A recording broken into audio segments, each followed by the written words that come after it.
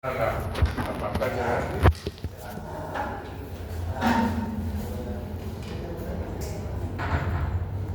Fíjense ustedes de que el traumatismo tórax es una lesión muy frecuente en todos los pacientes politraumatizados. Se habla de que de 4 pacientes, uno de ellos va a tener compromiso de un traumatismo de tórax con muerte inclusive, ¿no?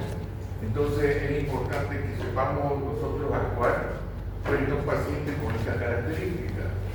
Fíjense ustedes que hemos dicho que la vía aérea es la prioridad número 1, vía aérea, más control de la columna, y de todas maneras un paciente que tenga la vía aérea asegurada no siempre va a estar, digamos, con un problema ya resuelto, porque si hay una mala ventilación y una mala oxigenación, debemos pensar de que en ese tórax se encuentran lesiones graves que pueden matar al paciente en poco tiempo.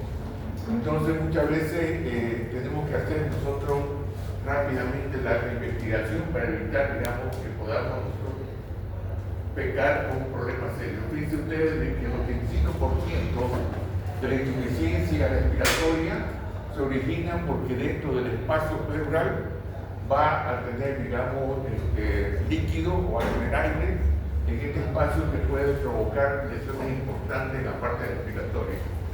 Y el 15% se considera, digamos, una alteración de la ventilación por una contusión pulmonar. Tenemos que pensar en qué tipo de pacientes son los que van a tener problemas con traumatismo de tórax. Dentro de los antecedentes, si el paciente ha caído de una altura mayor de 6 metros, por supuesto, el impacto vamos a tener que sospechar que pueda estar comprometido el tórax. Accidentes de vehículo a gran velocidad, por supuesto también, y la gente que es sospechada o que sale del vehículo también tenemos que pensar en un traumatismo de tórax.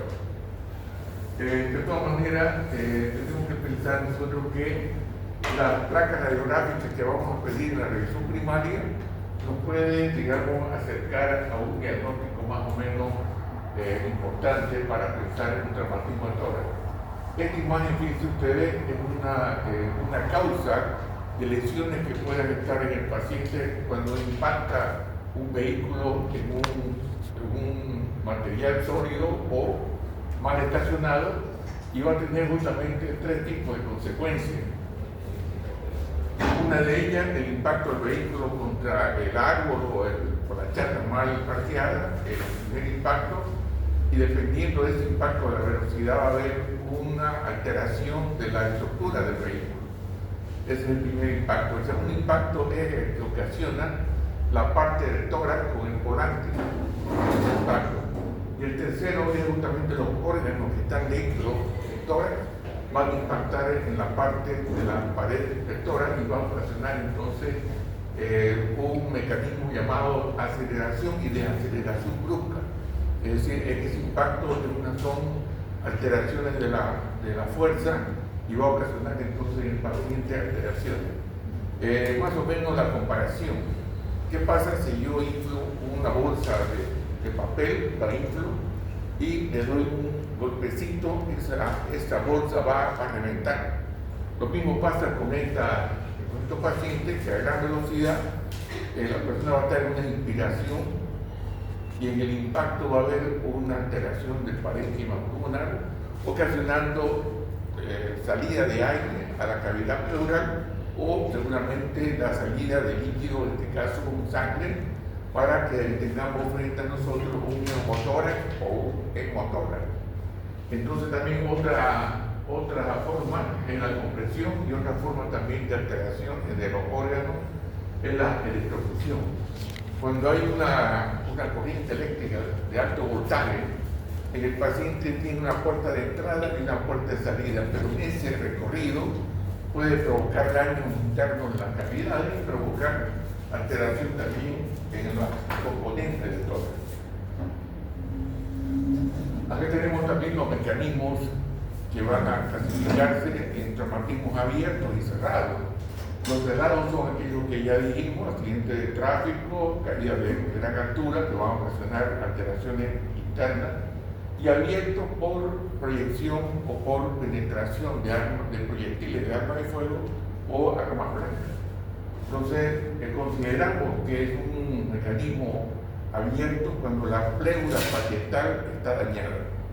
Entonces, ese es el límite para decir, ¿es abierto o es cerrado? Si está íntegra la pleura parietal, es un traumatismo cerrado. Pero si ya compromete, digamos, la pleura parietal, ya consideramos que es un mecanismo abierto.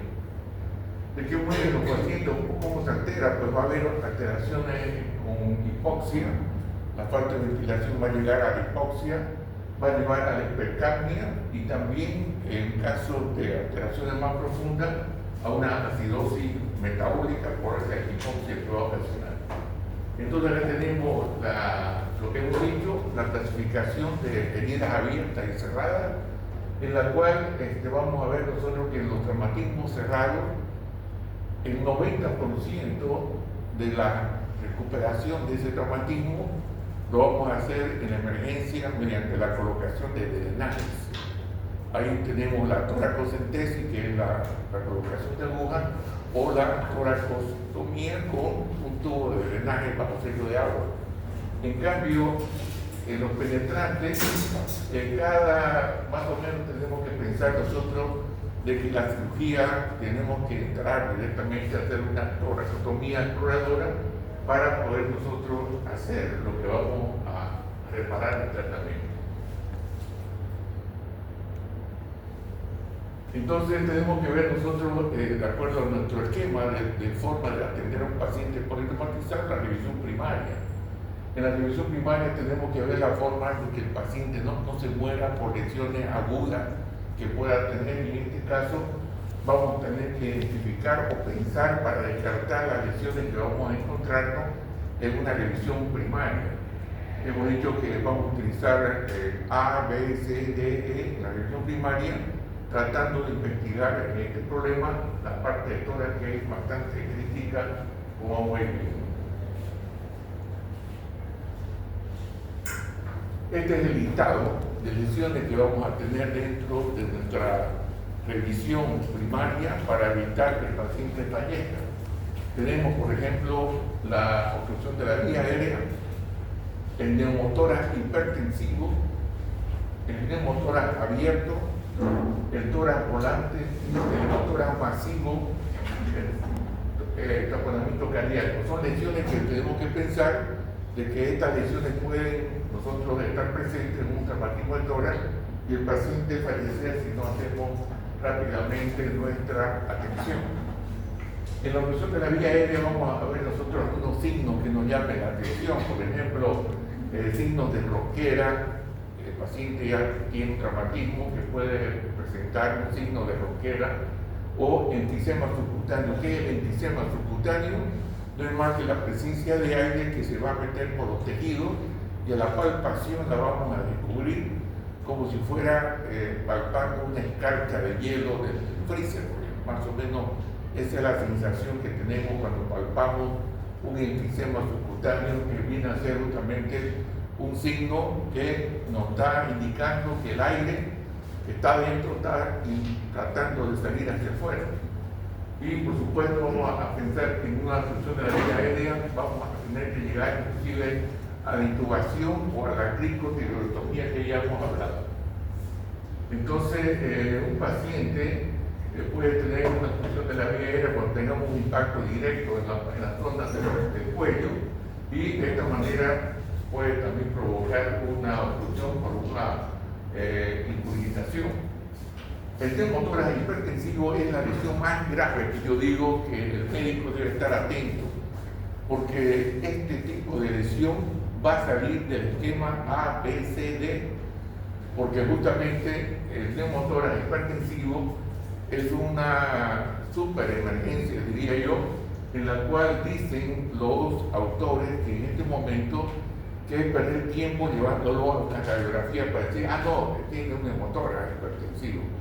Por lo tanto, se exige de que sea la clínica la que defina, y por lo tanto tenemos que saber nosotros que tenemos que emplear la inspección, palpación, percusión, auscultación para que tengamos el diagnóstico clínico y podamos rápidamente proceder a un tratamiento. ¿Por qué se llama neumotórax hipertensivo? A diferencia de un neumotórax simple, el neumotórax hipertensivo justamente tiene la capacidad del aire, ya sea que entre de fuera hacia adentro o por una lesión interna, el aire está, digamos, cada vez en aumento y está provocando un colapso del pulmón. Queda colapsado el pulmón y más que todo sigue la presencia de ese aire que va a ir a provocar un desvío del mediastino. Y al haber un desvío del mediastino, la tráquea se la está llevando también hacia el lado opuesto. Por lo tanto, es un caso que nos va a llamar la atención rápidamente, inclusive si tenemos los monitores, el neumotórax hipertensivo es un ejemplo de shock de tipo obstructivo. ¿Por qué razón? Puesto que al llevar el mediastino hacia el lado opuesto, no deja que circule la sangre a la circulación mayor. El corazón quiere bombear, pero está prácticamente bloqueado por el neumotórax hipertensivo. Entonces, fíjense ustedes, esta situación es tan crítica que son minutos, son segundos y minutos que debe tener el médico para hacer el diagnóstico rápido y tratar de dar la solución. ¿Cuál es la toracocentesis? Enseguida vamos a ver. Si estamos hablando de que el neumotórax hipertensivo es una presencia importante de emergencia, el médico debe saber, digamos, cómo vamos a hacer nosotros a la inspección, qué tipo de datos nos va a dar motivos para pensar que estamos frente a un paciente con neumotórax hipertensivo. A la inspección, si decimos que es un shock de tipo obstructivo, el paciente va a estar pálido, sudoroso, disneico y va a estar viéndose la tráquea desviada. Entonces eso lo podemos ver a la inspección: pálido, sudoroso, con desvío de la tráquea hacia el lado opuesto, con un estado de disnea importantísima, y de esta manera eso a la inspección. ¿Qué vamos a palpar nosotros en el tórax? Vamos a identificar, posiblemente tenga fractura de los arcos costales, y a la palpación vamos a tratar de palpar ese crujido de la fractura que puede estar presente, o también la presencia del enfisema subcutáneo. Entonces, a la palpación ya tenemos datos que nos pueden ir ayudando para ir nosotros investigar si estamos frente a este problema. A la inspección, a la palpación, a la percusión. Vamos a percutir ese emitor comparado con el otro, y que vamos a ver, debido a que hay aire dentro, vamos a obtener un sonido timpánico, como si estuviéramos percutiendo un tambor. Entonces, ese dato ya me está indicando la comparación de un emitor con el otro, de que hay una presencia de aire en ese lugar. Bien. A la ocultación, vamos a ocultar un emitor con el otro, y que vamos a obtener abolición del bulbo vesicular, porque el pulmón está prácticamente colapsado, y eso hace con que no tenga yo un bulbo vesicular presente, pero en el otro lado sí está presente. Entonces ya con eso automáticamente decimos: aquí hay un neumotórax hipertensivo. ¿Y qué tenemos que hacer? Tenemos que drenarlo. La toracocentesis es obligatoria aquí para que podamos salvar.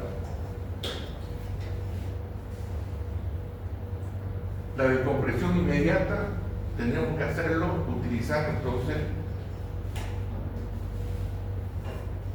utilizando esta línea imaginaria media clavicular y el segundo espacio intercostal sobre la costilla. Colocamos la aguja o la bránula y vamos a escuchar un sonido de salida de aire, como si estuviéramos pinchando un neumático. Y el paciente va a mejorar, porque el neumotórax que estaba bloqueando el mediastino va a volver por lo menos a la línea central. Entonces, este es el punto de referencia, línea media clavicular sobre la costilla. Entonces, ese es el lugar para que podamos llevar a cabo el procedimiento. Como el aire tiene un bajo peso molecular, se va a ir hacia arriba, y por lo tanto el lugar ideal es en la parte superior De esta manera hemos transformado, una vez realizamos la función, estamos transformando el neumotórax hipertensivo, lo estamos transformando en un neumotórax simple. ¿Por qué? Porque el pediatrino ha llegado a su sitio en la línea central. Entonces, otra vez se insiste en el punto de referencia, segundo espacio intercostal, línea media clavicular sobre la costilla.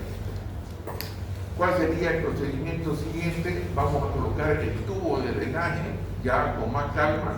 El paciente está en mejores condiciones y vamos a colocarlo en el quinto espacio intercostal entre la línea media axilar y anterior. Ese es, digamos, los puntos de referencia que el médico de emergencia lo puede realizar. Con estos procedimientos vamos a resolver por lo menos al paciente. Toracocentesis es la colocación entonces de la aguja al frente de la toracostomía, que es hacer una apertura y vamos a meter un tubo de drenaje para que drene bajo sello de agua, porque el tórax tiene presión negativa, el abdomen tiene presión positiva.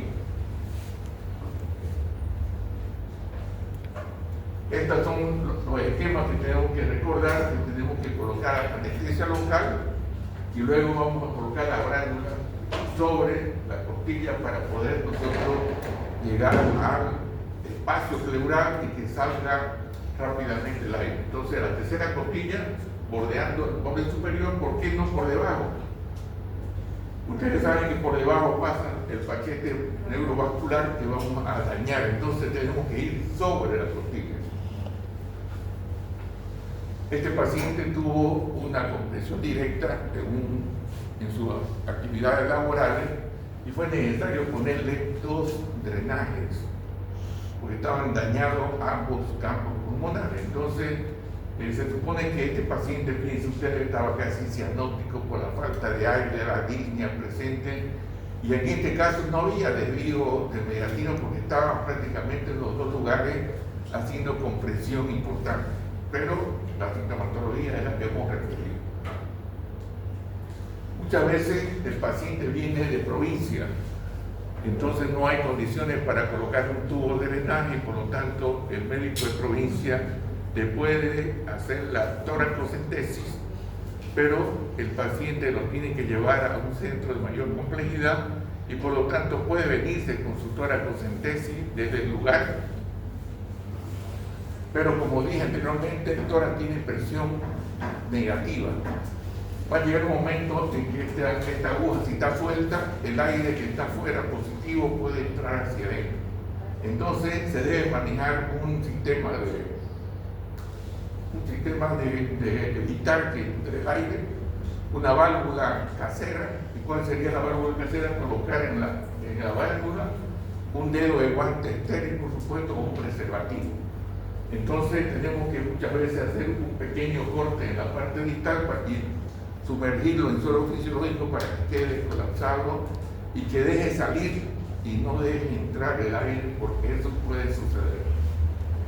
Entonces en la inspiración y la expiración van a ver ustedes que hay movimiento de salida y de entrada. Entonces esos son los cortes que se deben hacer.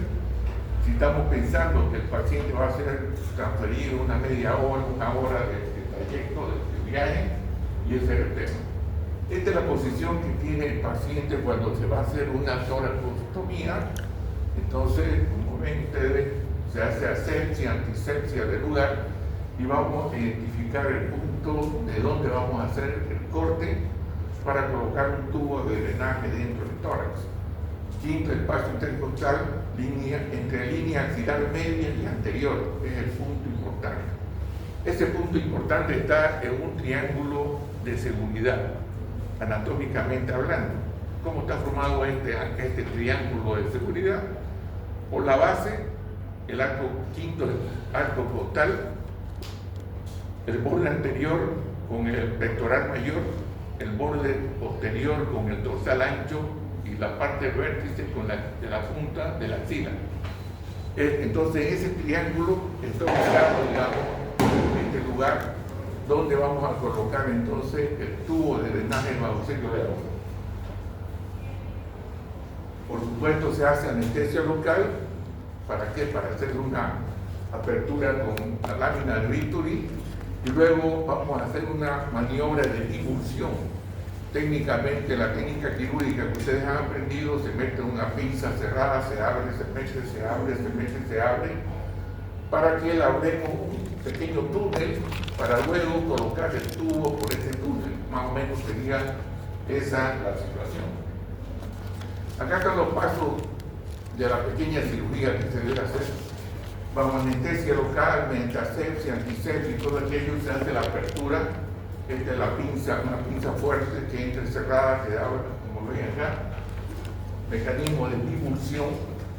Hemos estado ya entrando y entramos por la superficie superior del arco costal y luego vamos a colocar nuestro dedo.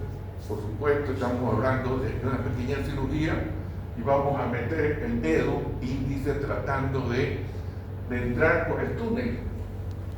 Muchas veces el paciente puede ser que haya tenido neumonía, tuberculosis, problemas del COVID. Ustedes saben que ha habido muchos problemas respiratorios y por lo tanto el dedo hace con que entre y le haga las pequeñas adherencias. Y luego ya con una pinza vamos a colocar, como ven ahí, en la parte del tubo de drenaje para colocarlo en su sitio. Ese tubo de drenaje tiene 6 orificios que deben estar dentro y por lo tanto eso es lo que se recomienda. Una vez que está dentro, por supuesto tenemos que darnos puntos de seguridad para evitar que el tubo pues se salga, ¿no? Entonces tenemos que dar puntos en los bordes tratando de asegurar ese tubo que está colocado en su lugar. Este tubo sirve tanto para drenar líquido, en este caso, en los casos de motoras, como también el aire que quedó dentro, también es la otra forma, en el mismo lugar y de la misma forma. Estos son, digamos, los receptores. Cuando colocamos el tubo, existe en las importadoras actualmente un equipo muy sofisticado, como ven acá. En cambio, en los hospitales públicos se hacía o se hace todavía un frasco de colectores que son más simples. Estos son, digamos, lo que se puede hacer en 2 frascos.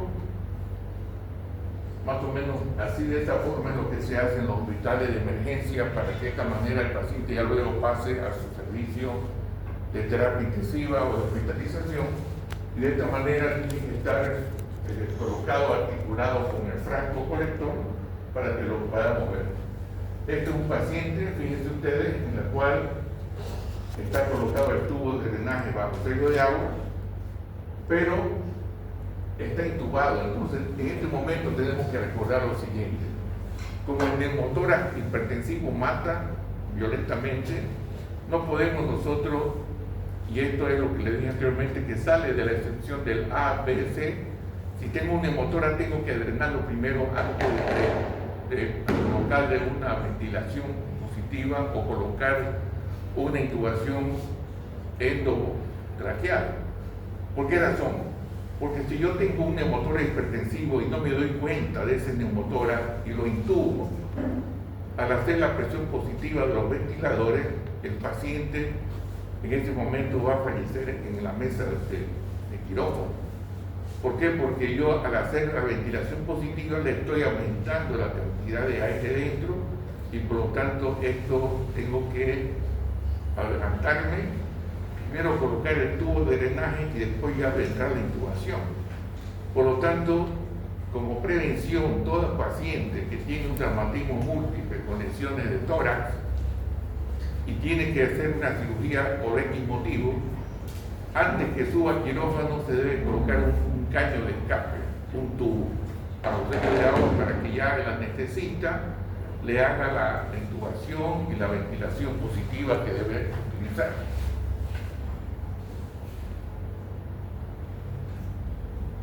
Entonces, eso en lo que concierne al neumotórax hipertensivo. Otra lesión que puede matar al paciente en los traumatismos de tórax, tenemos el neumotórax abierto. ¿Qué significa neumotórax abierto? Hemos dicho que la presión interna del tórax es negativa, la presión el aire que está afuera puede entrar tranquilamente hacia adentro.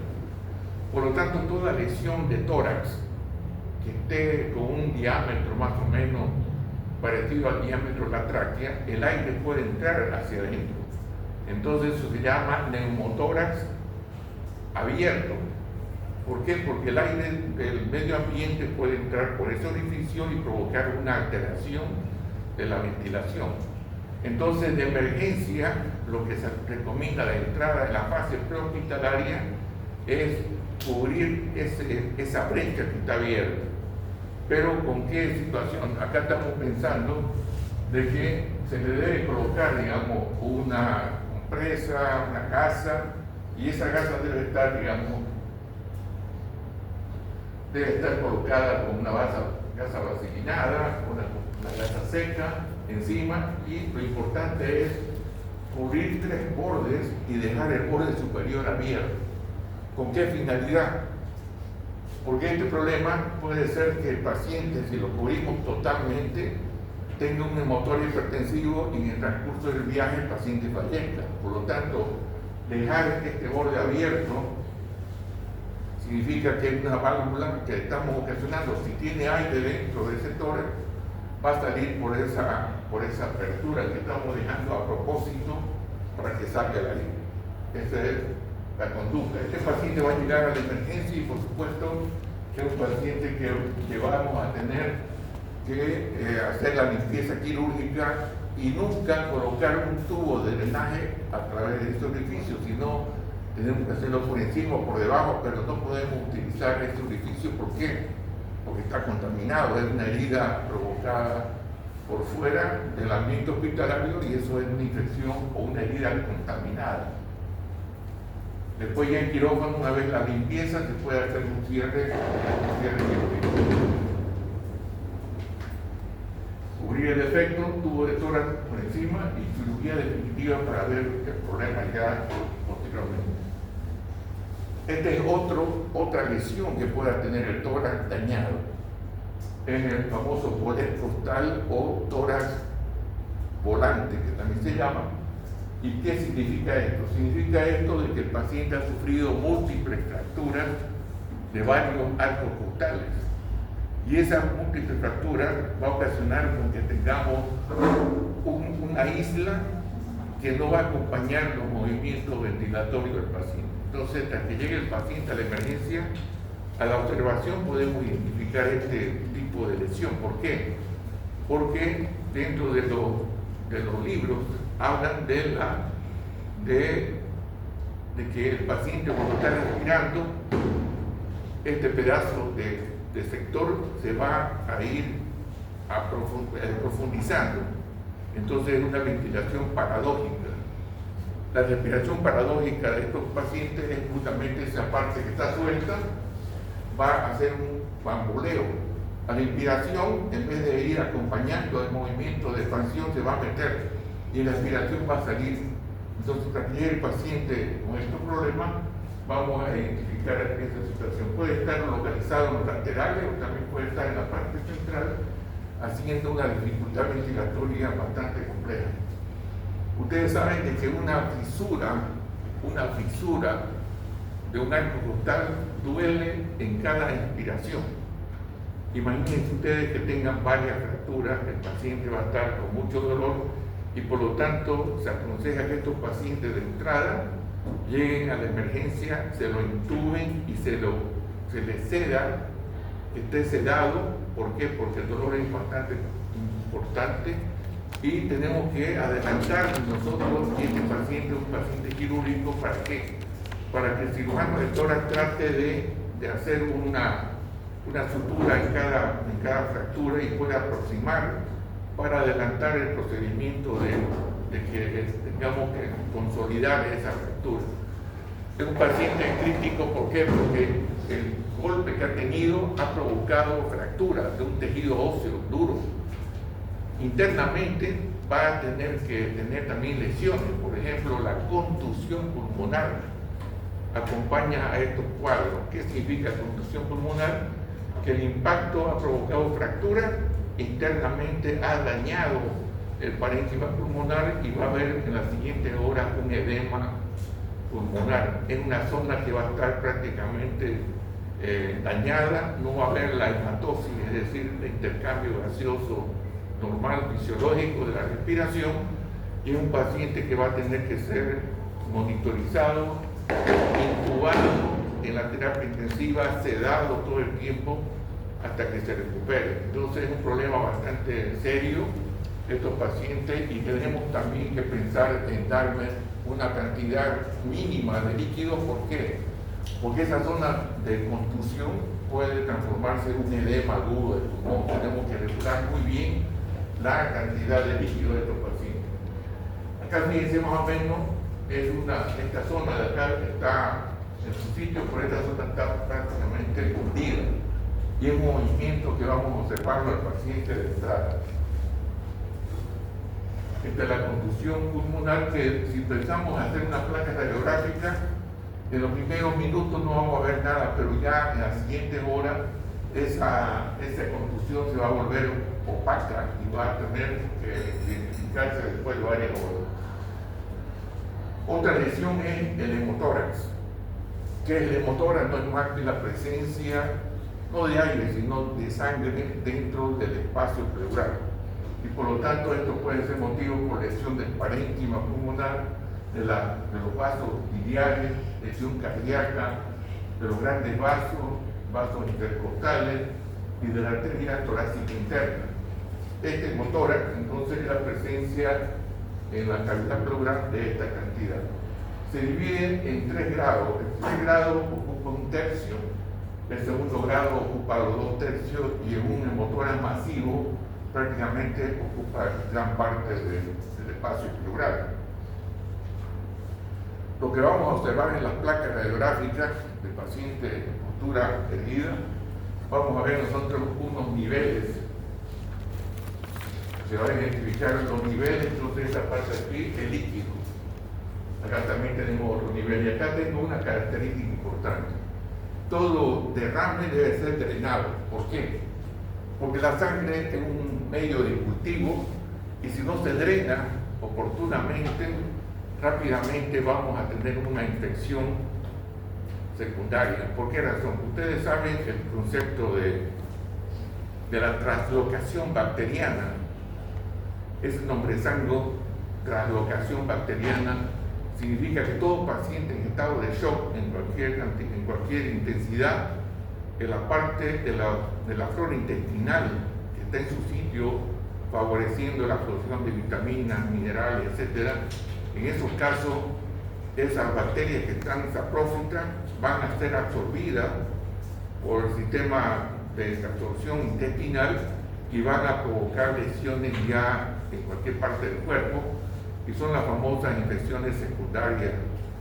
Y este paciente que tiene sangre que no ha sido drenado, pues es un caldo de cultivo para que en las siguientes horas o días se presente el famoso empiema. ¿Qué es un empiema? Es una infección provocada por las bacterias de estos malos drenajes, o seguramente el paciente dejó de ir. ¿Y qué diferencia hay entre una hemorragia aguda de una hemorragia subaguda, ya que no lo drenaron? Fíjense ustedes, aquí es una densidad parecida a la densidad ósea, blanquecina. En cambio acá ya tenemos un poco más grisácea, ¿no? Entonces ya había un poco de absorción, y esta es la imagen que vamos a observar en las placas radiográficas cuando observemos a un paciente con esta característica.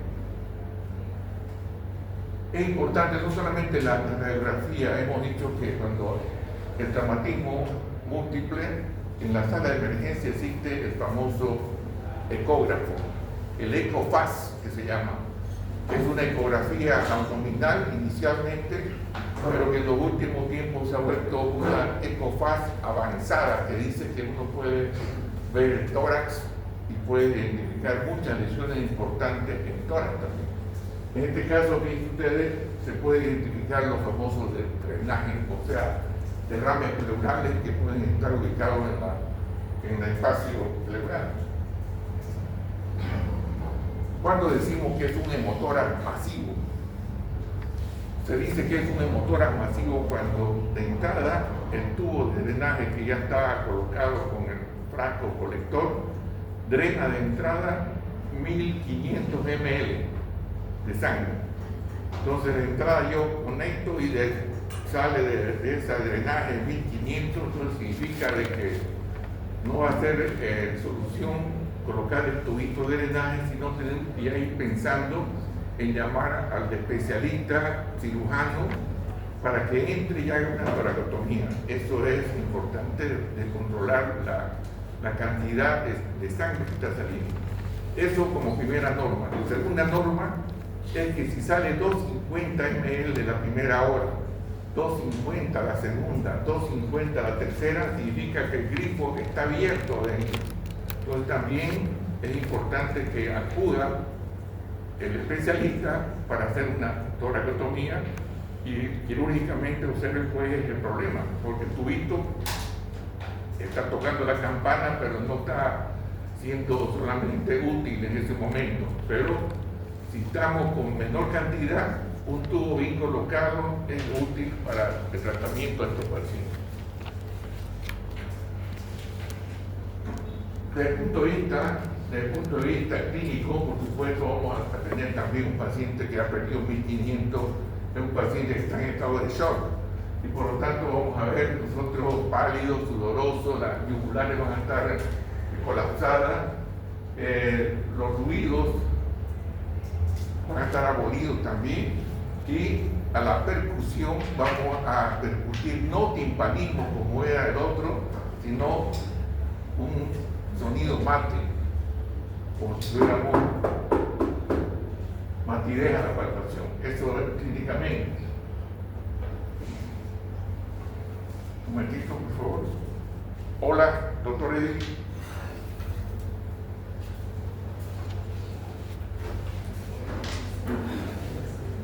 Ya, quería yo comentar lo siguiente.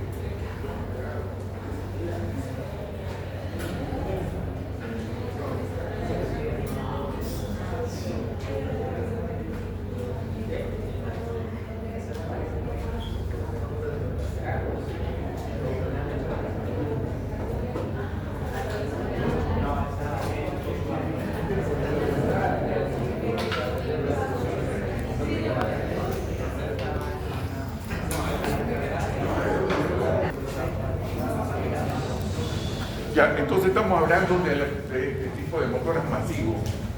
Los testigos de Jehová, ustedes saben que es una religión, un grupo religioso que tiene sus principios, sus cosas, y justamente ellos han aportado a la medicina. ¿En qué sentido? Han aportado porque ellos han hecho un equipo que esa sangre, gran hemotórax masivo, se la pudiera, digamos, pasar por unos filtros y poder utilizarla en el mismo paciente, o sea, una autotransfusión. Como ellos no aceptan transfusiones de otra persona, esa sangre que está en estos lugares puede ser autotransfundido al paciente. Entonces esa es la novedad, y me parece que interesante que tengamos esos equipos en ciertos lugares para poder aprovechar la sangre que se está perdiendo y se la puede utilizar en ese momento. Nos vamos a quedar aquí, creo que la lista, por favor.